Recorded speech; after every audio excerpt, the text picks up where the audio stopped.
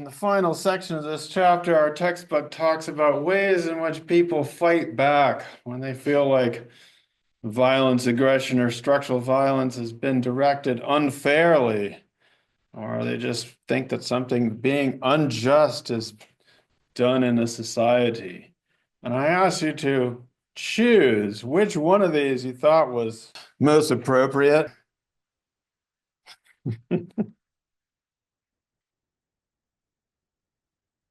Revolution people, stand up. We had so many revolutionaries. I was shocked by how many revolutionaries we had. The biggest number of people were the revolution people. Wait, am I missing anybody? Some of them are so revolutionary they didn't even come to class.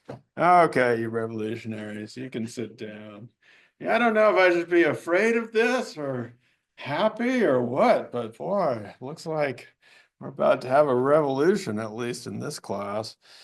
Yikes. All right, reconciliation people. Oh, see how fast they stand. They're so nice. Yes, the reconciliation people. All right, you can sit down. All right, refusal people. Where are my refusal people? This is good. If you're a refusal person, what should you do? Stand up, refusal people. You're supposed to not stand up. Good, refusal people. But actually, there were no people who chose refusal anyway, so they refused to choose. I don't know. I'll talk to you more about refusal in a second. So resistance. Why were you a resistance person? Yeah, it seemed to me that you were into what we might call the public side of resistance. So people doing things that are not necessarily you're not into violence or doing things by petition, going on strike or boycotting. So you can keep going on, and there's like what we might call hidden resistance. So you're resisting. So people are not necessarily on strike because if you're on strike, you might get fired or taken down, but you're just slowing your work down. So nobody knows you're not doing. So different things that you're doing that you keep going on, but it might not be explicit, or it's much harder to take down somebody who's doing these things. There's another interesting form of resistance, maybe a positive form of resistance. It might not seem like a resistance move, but in a context in which people have been colonized and their language has been taken away from them, this might be a way to try and resist the order that has been imposed upon them. Yeah, resistance. And there's all my revolutionaries. Who do I want? Anybody want to speak to revolution? Do you want to speak to it? Yeah. I had the most revolutionaries I've ever had in my class. We do learn about the American Revolution. Somebody put a tariff on something, and then the next thing you know, there's a bunch of people going on a revolution. I don't know. I'm getting worried here. My reconciliation people. Actually, what's a good example of reconciliation? Yeah, so this was a good example of on a local level where you had abuses being exposed and then a reconciliation to try and move forward. And so the idea is you're not trying to deny what happened. You're bringing it to light, the truth of what happened.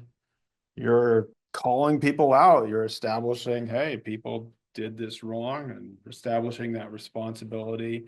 And then the idea is that from reconciliation, you then enable your country or your community to go on. We haven't swept this under the rug, but you're moving forward in peace, and you don't have to resist a revolution anymore. You've had a reconciliation. An interesting example of this, actually, not long, one of his last acts as president was when Joe Biden went to a reservation in, I think it was the Navajo in Arizona, and actually officially apologized for the boarding schools on behalf of the government.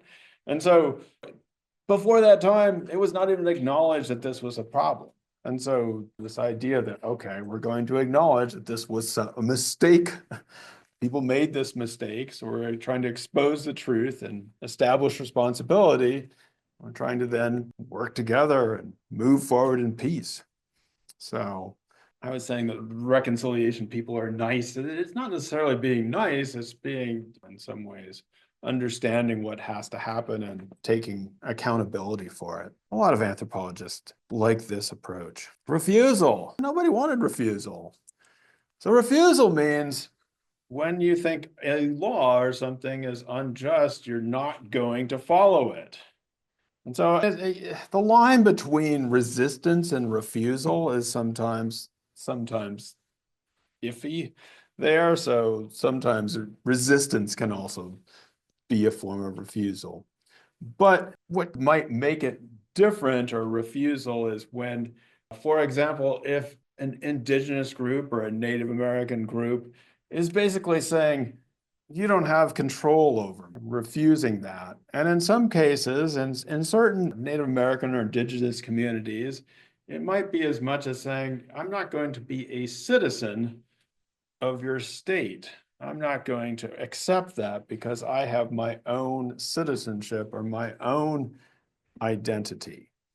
And this might seem a little bit far away, but there are people, for example, in a place that is not far from here, a Native American reservation that actually spans the border between the United States and Canada.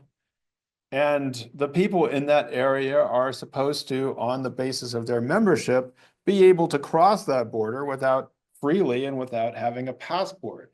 And so some of the people in that area see themselves not as a member of either the Canadian or the United States, but as members of their indigenous group, and they refuse to accept the sovereignty of either colonial country. So there's an interesting book that was written about this. I mentioned in your textbook by Audra Simpson that talks about people are basically trying to refuse the concept of citizenship. Yeah. Well, sovereignty, let's go back for a second. Whoops. Sovereignty basically refers to anyone who is governing another territory. So if you're claiming sovereignty, we claim sovereignty in the United States because we are an independent country. So maybe a good example is Puerto Rico. To what extent is Puerto Rico sovereign? Puerto Rico is a territory of the United States. If you're born in Puerto Rico, you are a citizen of the United States, but you don't have the right to vote in presidential elections. So you technically don't have sovereignty. So we can talk about sovereignty in various situations, but it basically means a condition of autonomy, independence, being able to govern yourself. But in your class, you might ask your professor more about that one because people have different takes on that. Yeah, but yeah, basically the claim that you can govern a territory. And so if you are refusing sovereignty, let's just say that you are in Puerto Rico and you are advocating for an independent Puerto Rico, you're trying to refuse the sovereignty of the United States over that territory. Some people are. Some people want to be a state in Puerto Rico. It's hard to say. I wanted a few more refusal people. I appreciate resistance, and I don't know, revolution seems so hard. Seems like you're going to get crushed. Reconciliation would have been my favorite, but it's hard to reconcile with people who are not in the mood to be reconciled with. You know what I mean? If somebody's like, nah, I'm not reconciling with you, it's hard to go down that road. You have to have two people who are willing to reconcile. So we need more refusal.